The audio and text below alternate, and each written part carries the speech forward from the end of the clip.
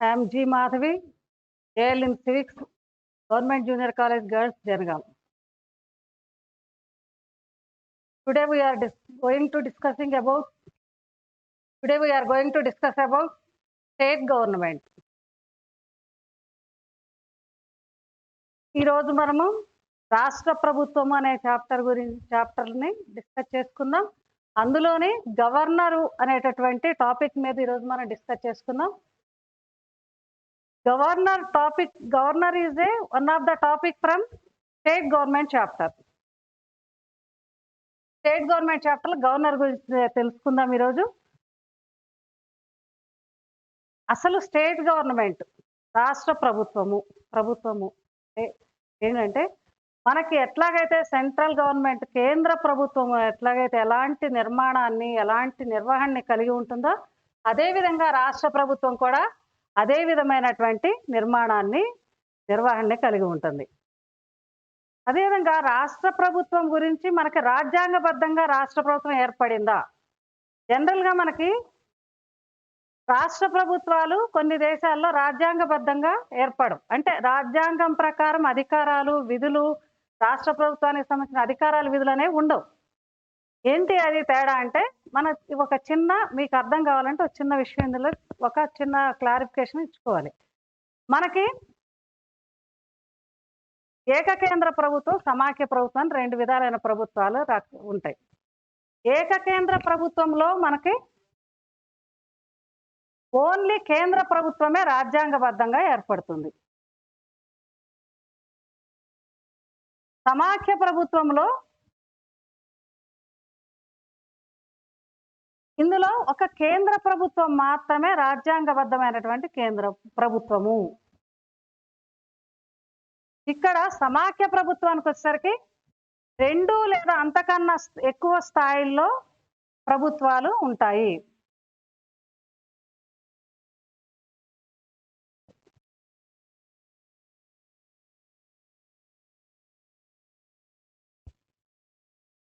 అంటే ఏకకేంద్ర ప్రభుత్వంలో ఒకే ఒక ప్రభుత్వం ఉంటుంది.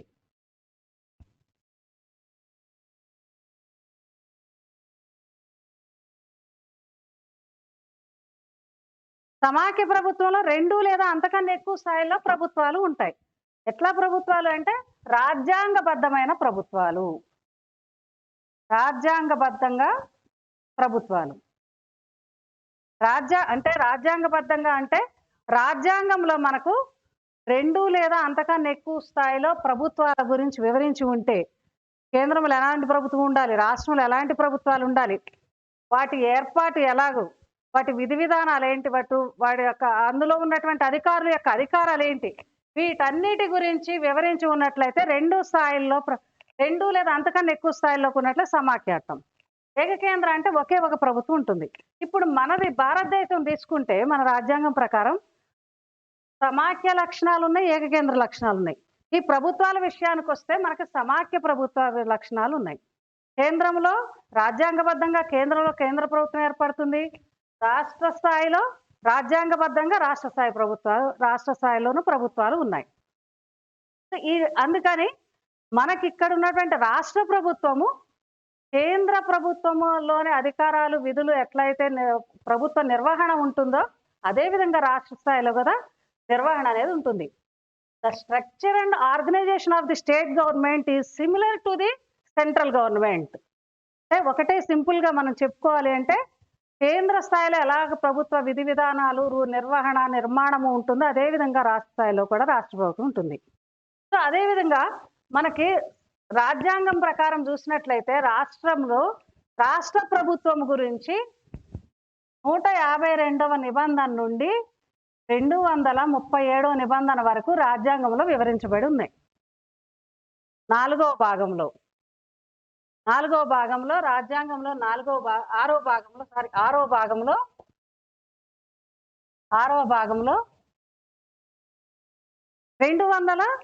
152 నుండి 237వ నిబంధన వరకు రాష్ట్ర ప్రభుత్వం గురించి వివరించడం అనేది జరిగింది. అంటే రాష్ట్ర ప్రభుత్వంలో ఏమేమి ఉంటాయి, ప్రభుత్వంలో అసలు ఏముంది, ఎన్ని అంగాలు ఉన్నాయి మనకి. ప్రభుత్వంలో జనరల్గా మనకు 3 అంగాలు ఉంటాయి. ఏంటవి?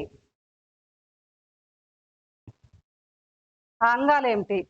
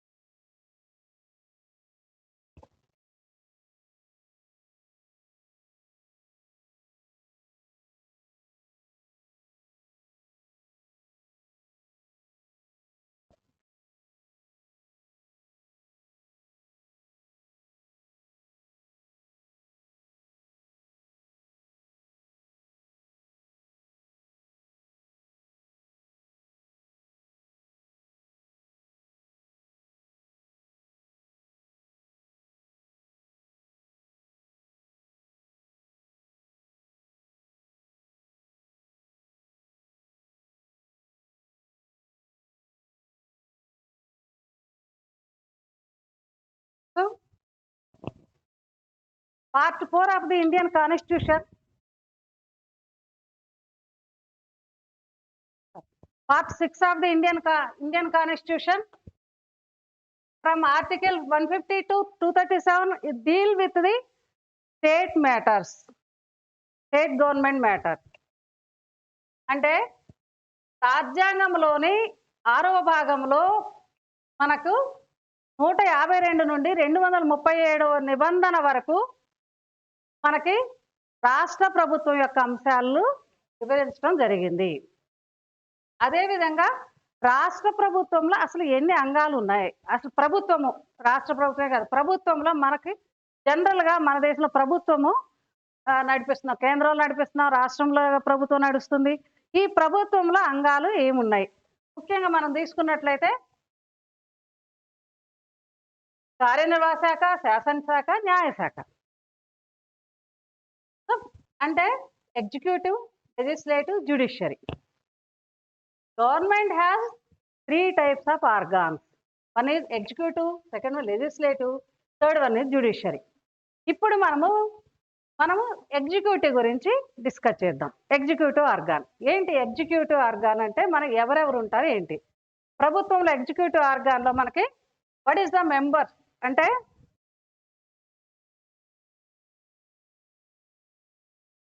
ఎగ్జిక్యూటివ్ ఆర్గాన్లో మనకు కార్యనిర్వాహక శాఖలో రాష్ట్ర ప్రభుత్వంలో తీసుకున్నట్లయితే state executive body. State executive బాడీలో మనకి గవర్నరు,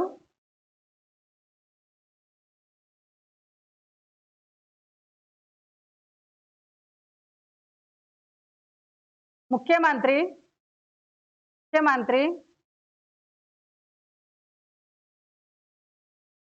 తర్వాత మంత్రి మండలి, దాన్నే మనము కౌన్సిల్ ఆఫ్ మినిస్టర్స్ అంటాం. మంత్రి మండలి, మంత్రులు చెప్పాలంటే మనకి ఇతర మంత్రులు.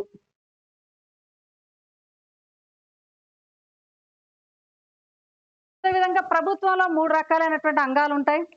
ఆ అంగాల్లో కార్యనిర్వాహక శాఖ, శాసనశాఖ, న్యాయశాఖ. మనం ఇప్పుడు ప్రస్తుతం ముందుగా కార్యనిర్వాహక శాఖ గురించి చర్చించుకున్నట్లయితే కార్యనిర్వాహక శాఖలో గవర్నరు, ముఖ్యమంత్రి, మంత్రులు ఉంటారు. వీళ్ళు రాజ్యాంగబద్ధమైనటువంటి రాజకీయ అధిపతులు. వీళ్ళు మనకి రాష్ట్ర ప్రభుత్వంలో ప్రధానంగా మనకి చూసినట్లయితే వీళ్ళు ఉంటారు. సో వీళ్ళల్లో మళ్ళీ మనకి రాష్ట్ర ప్రభుత్వంలో కానీ కేంద్రంలో కానీ మనకున్నది ఏంటంటే మనది నామమాత్రపధికారి, వాస్తవాధికారి అంటాం. అంటే గవర్నరు మనకి ఇక్కడ రాజ్యాంగబద్ధమైనటువంటి కార్యనిర్వాహక శాఖ అధిపతి. రాజ్యాంగబద్ధమైనటువంటి కార్యనిర్వాహక శాఖ అధిపతి ఎవరంటే governor. Is the constitutional head of the state executive. రాష్ట్ర ప్రభుత్వం యొక్క కార్యనిర్వాహక శాఖ అధిపతి. అదేవిధంగా ముఖ్యమంత్రి he serves as a real executive. మనకి సీఎం అంటాం, చీఫ్ మినిస్టర్ అంటాం, వీళ్ళని కౌన్సిల్ ఆఫ్ మినిస్టర్స్.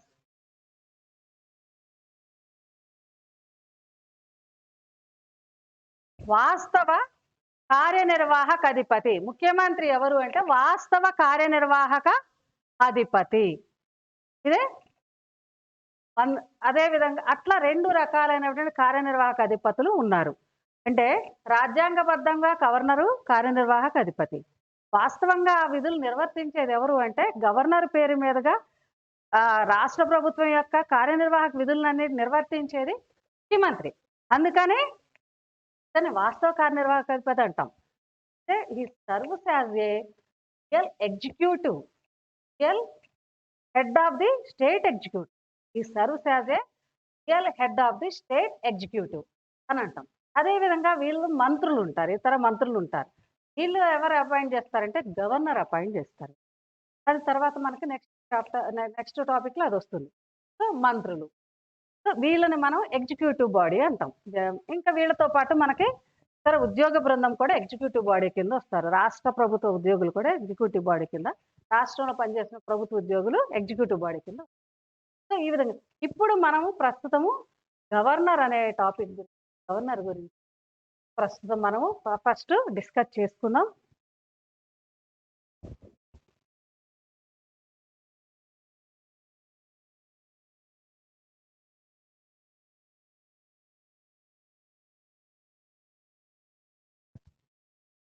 గవర్నరు ఇప్పుడే చెప్పుకున్నాం మనం, రాజ్యాంగబద్ధమైన అధిపతి. దేనికి అధిపతి? రాజ్యాంగబద్ధమైనటువంటి అధిపతి. కార్యనిర్వాహక శాఖకు, రాష్ట్ర కార్యనిర్వాహక శాఖకు రాజ్యాంగబద్ధమైనటువంటి అధిపతి. ఇతన్ని ఎవరు నియమిస్తారు? మన భారత రాష్ట్రపతి నియమిస్తారు. మన భారత రాష్ట్రపతి నియమిస్తారు. మనకు రాజ్యాంగంలో ఏముంటుందంటే ఆర్టికల్ 153 ఏం చెప్తుందంటే ప్రతి రాష్ట్రానికి ఒక గవర్నర్ ఉంటారు అని చెప్తుంది. ప్రతి రాష్ట్రానికి రాజ్యాంగంలోని ఆర్టికల్ ఏం చెప్తుందంటే ప్రతి రాష్ట్రానికి ఒక గవర్నర్ ఉంటారు. Shall be A governor for each state. ప్రతి రాష్ట్రానికి ఒక గవర్నర్ ఉంటారు అని చెప్పేసి ఉంటుంది. గవర్నర్ గురించి ఇందులో ఉంటుంది. సో అట్లా గవర్నర్ ఉంటారు. ఇతన్ని ఎవరు నియమిస్తారు? Is appointed by the president of India.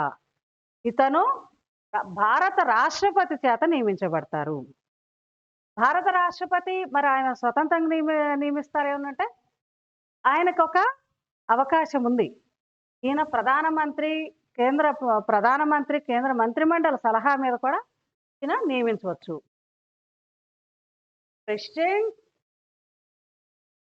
President has taken advice from the Prime Minister of India or Council of Ministers. So President is appointed to the Governor is appointed by the President of India on advice of the Prime Minister. అంటే ప్రభుత్వ గవర్నర్ని రాష్ట్రపతి నియమిస్తారు, కానీ ప్రధానమంత్రి సలహా తీసుకొని నియమించేటటువంటి అవకాశాలు ఎక్కువగా ఉంటాయి. సో ఆ విధంగా గవర్నర్ నియామకం జరుగుతుంది. సో ఈ గవర్నర్ మరి ఎంతకాలం అపాయింట్మెంట్కి వస్తే, మనం గవర్నర్ నియామకానికి వస్తే మనం ఇప్పుడే చెప్పాం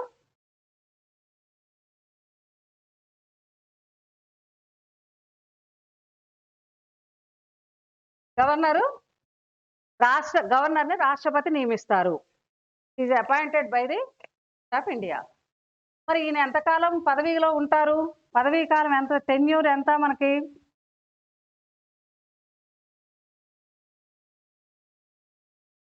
జనరల్గా 5 years పదవీ కాలం ఉంటుంది. 5 సంవత్సరాల పదవీ కాలం ఉంటుంది.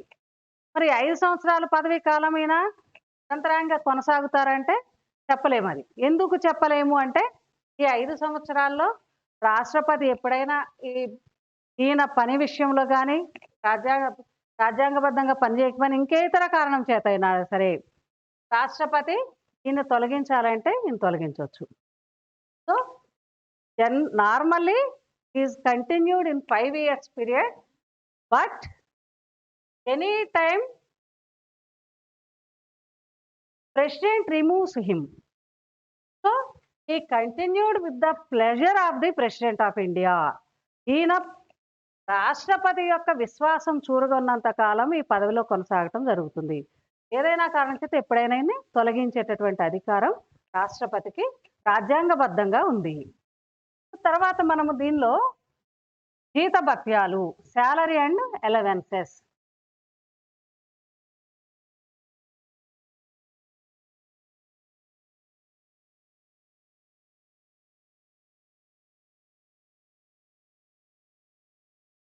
గవర్నర్ యొక్క జీతభత్యాలు. గవర్నర్‌కి మనకి సాధారణంగా ఇప్పుడు ప్రతి నెలకి 3,50,000 రూపాయల జీతంతో పాటు, సాలరీతో పాటుగా ఇతర సౌకర్యాలు, సదుపాయాలు కూడా కల్పించడం జరుగుతుంది. He gets 3,50,000 rupees per month and gets other allowances also. ఇతర సౌకర్యాలు, సదుపాయాలు కూడా ఉంటుంది. దీన్ని ఎవరు నిర్ణయిస్తారంటే పార్లమెంటు చట్టం ద్వారా వీరి యొక్క జీతభత్యాలను నిర్ణయించబడతాయి. Salaries of the governor is decided by the parliament of India. Parliament ఒక చట్టం ద్వారా వాటిని నిర్ణయించడం జరుగుతుంది. ప్రతిసారి ఆ జీతభత్యాలు నిర్ణయించడం జరుగుతుంది. అదేవిధంగా ఈయన ఎక్కడ నివసిస్తారు? హి resides N official building that is called Raj Bhavan. ఈయన రాజ్‌భవన్ అనేటటువంటి ఒక ప్రభుత్వ వసతి గృహంలో ఈయన నియమించడం. ప్రభుత్వ అలాట్ చేస్తుంది. ప్రభుత్వం ఈయనకొక ఇల్లుని అలాట్ చేస్తుంది. దాన్నే రాజ్‌భవన్ అంటాం మనం. ఈయన నివసించడానికి వసతి భవనాన్ని ఒకటి అలాట్ చేస్తుంది. దాన్నే రాజ్‌భవన్. ఆ రాజ్‌భవన్‌లో ఈయన నివాసం ఉండటం అనేది జరుగుతుంది. తర్వాత ఇతని యొక్క అధికారాలు, విధులు ఏంటి? రాజ్యాంగం ప్రకారం ఈయనకు కొన్ని అధికారాలు, విధులు కల్పించడం జరిగింది. రాజ్యాంగబద్ధంగా కొన్ని అధికారాలు, విధులు అనేవి ఉన్నాయి. ఏంటి ఆ అధికారాలు, విధులు?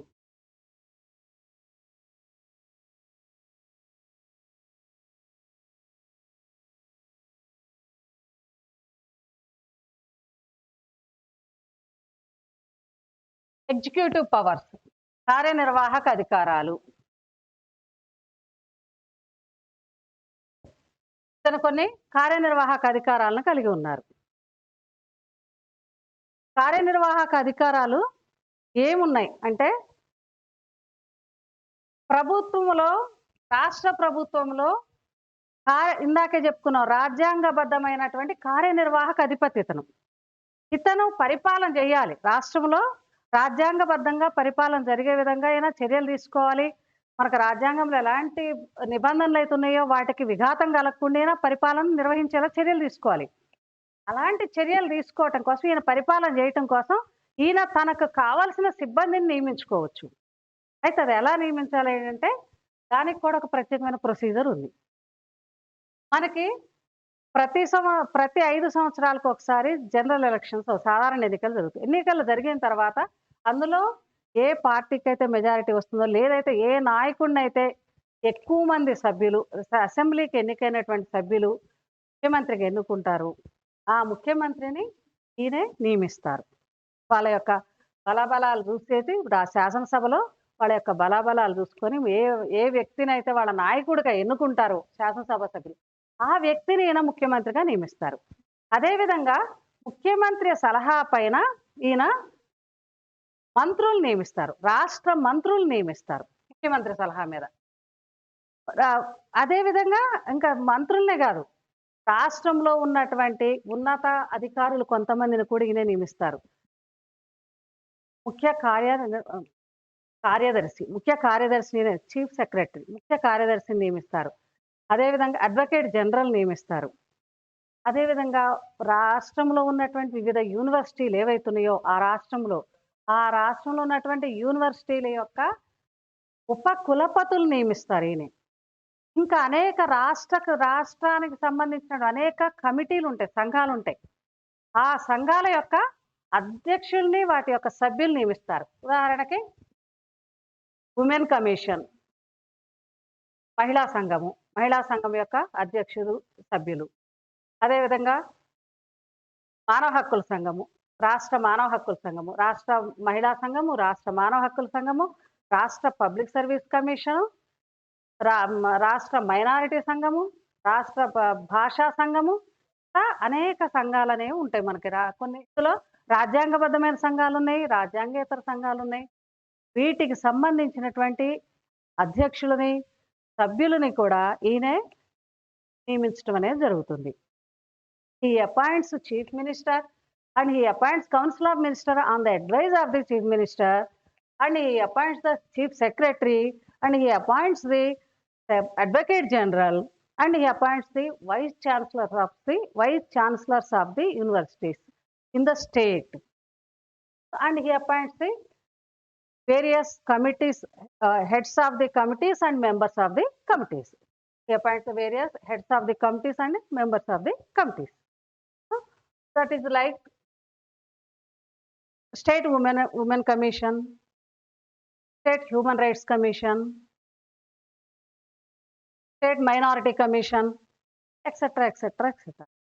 సో ఈ విధంగా గవర్నర్ ఈ అధికారాలని నిర్వర్తించడం జరుగుతుంది. ఈ అధికారాలని, విధుల్ని. అదేవిధంగా గవర్నర్కు ఉన్నటువంటి అధికారాలు, విధులు ఏమిటంటే ఆర్డినెన్స్ను జారీ చేస్తారు. ఈ ఎగ్జిక్యూటివ్ దానిలో కార్యనిర్వాహక అధికారాల్లో ఆర్డినెన్స్ను జారీ చేస్తారు. ప్రభుత్వ ఉత్తర్వు ఏంటి? ఆర్డినెన్స్ యొక్క ప్రాధాన్యత ఏంటి? ఆర్డినెన్స్ ఏంటి అంటే ఆర్డినెన్స్ను జారీ చేస్తారు.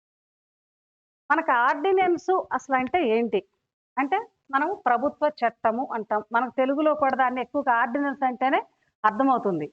యాక్చువల్ ప్రభుత్వ చట్టము ఇది. తెలుగులో కూడా వాడుకలో మనం ఆర్డినెన్స్ అనే అంటాం. ఈ ఆర్డినెన్స్, ఈ ప్రొముల్గేట్స్ ఆర్డినెన్స్ ఏంటి? ఆర్డినెన్స్ ఏంటి అంటే మనకి ఏ విషయమైనా, ఏ అంశమైనా అమల్లోకి రావాలి అంటే ప్రభుత్వం దాన్ని చట్టంగా రూపొందించాలి. ప్రభుత్వం అంటే ఇందాక చెప్పుకున్నాం మనం. ఏమేంటది? కార్యనిర్వాహక శాఖ, శాసనశాఖ, న్యాయశాఖ. ఇవి 3 కలిస్తే ప్రభుత్వం. ఈ మూడిట్లో ఏ ప్రమేయం ఉంటుందో చట్టం రావాలంటే యాక్చువల్గా మనం రాజ్యాంగం ప్రకారం చూసినట్లయితే అవసరమైనప్పుడు, అవసరమైన సందర్భంలో అన్ని శాఖల యొక్క ప్రమేయం అనేది ఉంటుంది. అయితే ఇక్కడ మనకి జనరల్గా ఒక సాధారణంగా చట్టం రావాలి అంటే ఏం చేస్తాం? అది సైకిల్ ఏంటి? అది చెప్తేనే మీకు ఆర్డినెన్స్ అర్థమవుతుంది.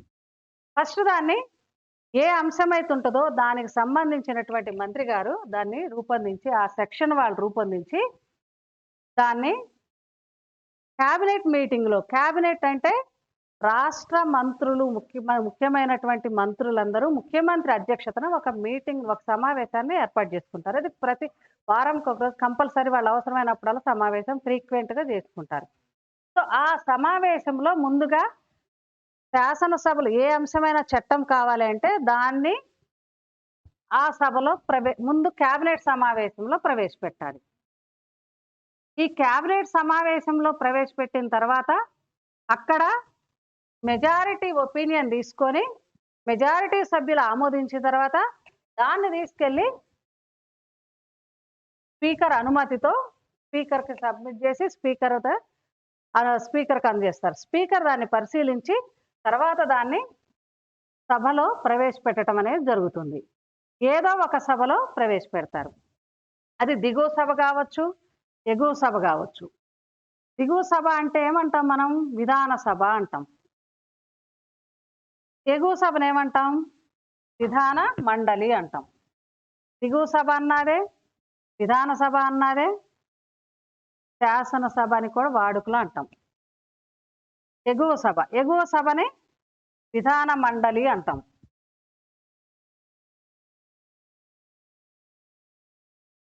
ఎగువ సభలో ప్రవేశపెడతాం.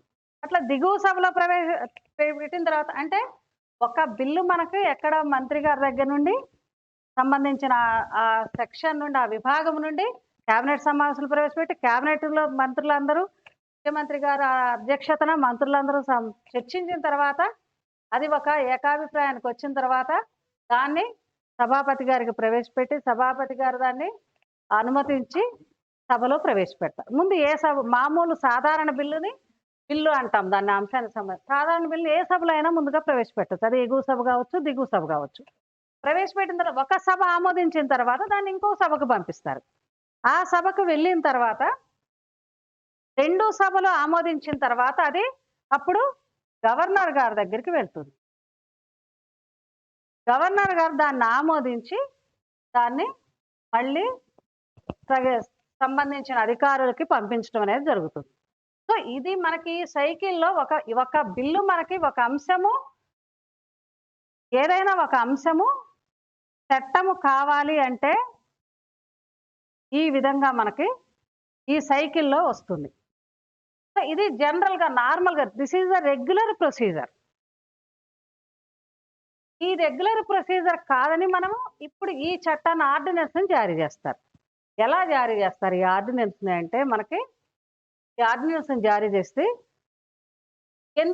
డైరెక్ట్‌గా నేరుగా ఈ చట్టం అనేది ఈ ఆర్డినెన్స్‌కి సంబంధించిన బిల్ అనేది ఈ అంశం అనేది డైరెక్ట్‌గా గవర్నర్ గారి దగ్గరికి వెళ్తుంది. ఎలా వెళ్తుంది? ఎవరి దగ్గర నుండి వెళ్తుంటే ముఖ్యమంత్రి మంత్రుల నుండి డైరెక్ట్‌గా వెళ్తుంది. ముఖ్యమంత్రి గారి సలహా మీద ముఖ్యమంత్రి దీన్ని ఇక్కడ పంపించడం జరుగుతుంది. ఎందుకు జరుగుతుంది అలా అంటే ఆ సమయంలో మనకు అర్జెంటుగా ఒక ప్రజా సంబంధమైన విషయం, ఒక అర్జెన్సీ మ్యాటర్ ఒకటొచ్చింది. మనం ఇమ్మీడియేట్‌గా దాన్ని ఇంప్లిమెంట్ చేయాలి. ఎక్కువ టైం లేదు మనకి. అలాంటి అలా ఇమ్మీడియేట్‌గా అమలు చేయకపోతే ఏదన్నా మనకి నష్టం ప్రజలకు గానీ, ప్రభుత్వానికి గానీ, మన రాష్ట్రానికి సంబంధించి నష్టం వాటిల్లే అవకాశం ఉంటుంది. ఏదన్నా ఉంటుంది. అందుకని అర్జెంట్‌గా చెయ్యాలి. అలాంటి సందర్భంలో మరప్పుడు చట్టం చేయాలి అంటే ఏం చేయాలి? మనకి ప్రొసీజర్ అంతా కావాలి. అసెంబ్లీ సమావేశాల్లో ఉండాలి, శాసనసభ సమావేశాల్లో ఉండాలి. ఆ టైంలో ఇట్లా పంపించాలి. ఇట్లా ఈ సర్కిల్ అంతా తిరిగి మనకి అప్పుడు అది ఇక్కడ నుండి చట్టంగా వచ్చి ఆ అంశము చట్టంగా రూపొందుతుంది. కానీ మరి సమావేశాల్లో లేదు. ప్రెజెంట్ ఇప్పుడు మనకు కావాలి. మొన్నే సమావేశాలు ముగిసిపోయినాయి, అయిపోయినాయి. సమావేశాలు అయిపోయినాయి. వాయిదా వేశారు. మళ్ళీ మనకి శీతాకాలం సమావేశాల దాకా లేవు. లేదా ఎండాకాలం ఇంకో 2 మంత్స్ దాకా సమావేశాలు లేవు. మరి ఆ సందర్భంలో ఎట్లవుతుంది?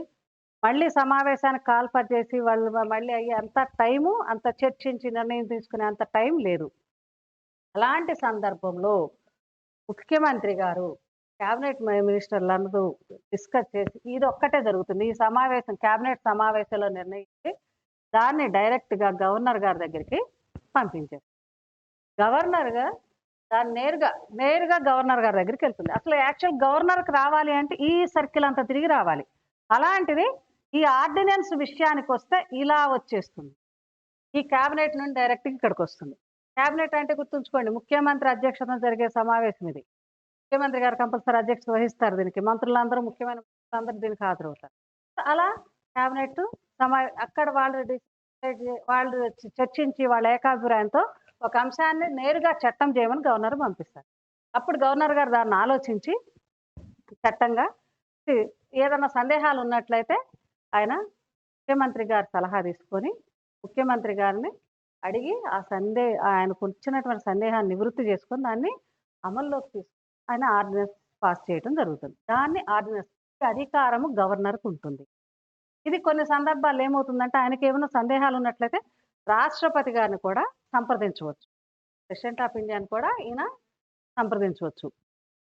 సో సంప్రదించిన తర్వాత దాన్ని అమల్లోకి తీసుకొచ్చేటటువంటి అధికారం అనేది ఉంటుంది. సో అట్లా వస్తుంది. మరి ఇది ఎంతకాలం అమల్లో ఉంటుంది అంటే ఈ ఆర్డినెన్స్ మరి మనకి ఏదైనా శాసనసభ సభ్యులు ఆమోదించాలి. శాసనసభ సభ్యులు ఆమోదించలేదు. శాసనసభ సభ్యులు ఎవరు? మనకి ప్రజాప్రతినిధులు. దిగువ సభ సభ్యులను ఏమంటాం మనం? ప్రజాప్రతినిధులు అంటాం. ఎందుకంటాం? ప్రజలు ప్రత్యక్షంగా ఎన్నుకుంటారు వాళ్ళని. వాళ్ళు ఒప్పుకుంటేనే ప్రజలు ఒప్పుకున్నట్టు. ప్రజల యొక్క ప్రతినిధులు వాళ్ళు. మరి వాళ్ళ అభిప్రాయం తీసుకోకుండా తీసుకొచ్చారు కాబట్టి అందుకని ఇది 6 నెలల 6 వారాలు మాత్రమే. అంటే 6 months 6 weeks. అంటే మళ్ళీ మరుసటి సమావేశము జరిగిన తర్వాత 6 నెలల 6 వారాల వరకు అది అమల్లో ఉంటుంది. ఈలోగా శాసనసభ ఇదే సైకిల్లో మనకి శాసనసభ దాన్ని ఆమోదించాలి. ఒకవేళ ఆమోదించనట్లయితే అది అప్పటితో రద్దయిపోతుంది. 6 నెలల 6 వారాల తర్వాత ఇది రద్దయిపోతుంది. అమల్లో ఉండదు. అదే శాసనసభ ఆమోదించినట్లయితే ఇది ఇంకా కొంతకాలము మళ్ళీ కొనసాగుతూ ఉంటది. సో, ఇది మనకి ఈ విధంగా ఆర్డినెన్స్ జారీ చేసేటటువంటి అధికారం అనేది మనకి గవర్నర్‌కుంది. So, governor promulgates a ordinance for the state government. So, next మనకి గవర్నరు ఏదైనా కొన్ని సందర్భాల్లో రాజ్యాంగబద్ధంగా గాని ప్రభుత్వానికి సంబంధించినటువంటి పరిపాలనా వ్యవహారాల్లో ఏదైనా సందేహం వచ్చినట్లయితే, ఏదన్నా వచ్చినట్లయితే దాన్ని ముఖ్యమంత్రి గారికి సలహా తీసుకోవటం, వారి యొక్క క్లారిఫికేషన్ అనేది ఇవ్వటం అనేది జరుగుతుంది గవర్నర్. సో, ఆ విధంగా చట్టాలకు సంబంధించి గాని, ఏదైనా పరిపాలనా విషయాలకు సంబంధించి ఎలాంటి సందేహం వచ్చినా గాని, ఏదన్నా కావాల్సొచ్చినా ముఖ్యమంత్రి గారి సలహా, మంత్రిమండలి యొక్క సలహా, లేదా ఒక మంత్రిత్వ శాఖలో ఏమన్నా ఆయనకి సందేహాలొచ్చినా, ఏదైనా క్లారిఫికేషన్ కావాలనుకుంటే, స్పష్టత కావాలనుకుంటే వాటిలో he asked the respective minister and he asks PM also, chief minister also.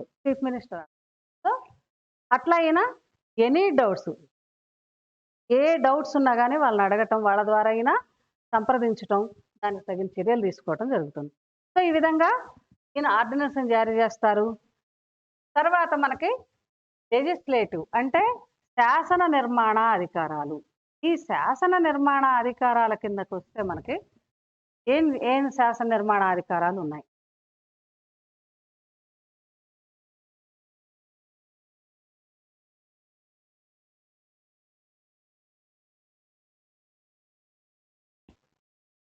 శాసన నిర్మాణ అధికారాల్లో జనరల్‌గా మనకి సాధారణంగా శాసనసభ సమావేశాలు జరుగుతాయి. శాసనసభ సమావేశాలు మనకి మామూలుగా ఎప్పుడు జరుగుతాయి? రాజ్యాంగం ప్రకారం ప్రతి సంవత్సరం 2 టైమ్స్ శాసనసభ సమావేశాలు జరగాలి. కానీ మనకు ఆనవాయితీ ఏంటంటే మన సాంప్రదాయం 3 టైమ్స్ మనము ఎవ్రీ ఇయర్ 3 టైమ్స్ జరుపుకుంటాం. 2 టైమ్స్ రాజ్యాంగం ప్రకారం 2 టైమ్స్, మనం జరుపుకునేది మాత్రం 3 టైమ్స్ సమావేశాలు నిర్వహించుకుంటాం. ఈ సమావేశాలుని అయిపోయిన తర్వాత ఇప్పుడు దాన్ని వాయిదా వేసేది గవర్నరే వాయిదా వేస్తారు. సమావేశాలు ముగిసిన తర్వాత ఈ సెషన్స్ అంటే ఇప్పుడు జరిగేటటువంటి ఈ సమావేశాలు ఈ 1 మంత్ జరగనివ్వండి, 20 డేస్ జరగనివ్వండి, ఎన్ని డేస్ అన్నా జరగనివ్వండి. అది ఎన్ని డేస్ అనేది శాసనసభ నిర్ణయిస్తది. సభాపతి, శాసనసభ సభ్యులు నిర్ణయిస్తారు. దాని ప్రకారంగా ఎన్ని డేస్ అయితే నిర్వహిస్తే ఆ తర్వాత దాన్ని నెక్స్ట్ సెషన్స్‌కి వాయిదా వేసేది గవర్నరే వాయిదా వేస్తారు. So, governor prorogues the sessions. State legislative sessions. So, governor prorogues the state legislative sessions and అదే విధంగా ఈ dissolve the state legislative assembly also. అంటే ఈయన శాసన దిగువ సభని దిగువ సభ దాన్ని ఏమనుకున్నాం? విధాన సభని రద్దు చేసే అధికారం కూడా ఈయనకుంది. He has power to dissolve the state legislative assembly. అంటే ఆ అధికారాన్ని కలిగి ఉన్నారు. ఇది ఎందుకు అంటే దాని చట్ట ప్రకారం అది ఉంది. ఆ అధికారం ఆయనకుంది. ఏదైనా సందర్భంలో దిగువ సభను మాత్రమే ఈయన రద్దు చేయగలరు. He dissolves only lower house. He cannot dissolve the upper house. ఈయన ఎగువ సభను రద్దు చేయలేరు. ఎందుకు రద్దు చేయలేరు ఈయన ఎగువ సభని అంటే, ఎగువ సభ అనేది శాశ్వత సభ. దిగువ సభ అనేది తాత్కాలిక సభ. ప్రతి 5 సంవత్సరాలకోసారి దిగువ సభ ఏర్పడుతుంది. ఎగువ సభ అది కాదు, ఒక్కసారి ఏర్పడిందంటే అది అలా కొనసాగుతూనే ఉంటుంది. మనకు అసలు ఇప్పుడు మన భారతదేశంలో 6 రాష్ట్రాల్లో మాత్రమే 2 సభలు ఉన్నాయి. 2 సభలు ఉన్న రాష్ట్రాలు ఉన్నాయి.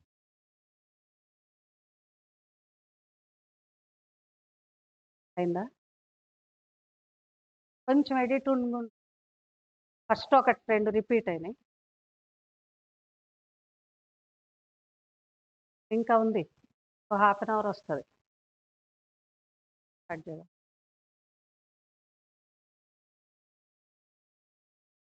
ఇది కంప్లీట్ కాలే ఈ టాపిక్. ఇది కొంచెం ఎక్కువ లెంత్. నెక్స్ట్ దీన్ని ఎడిట్ చేసి నెక్స్ట్ దాంట్లో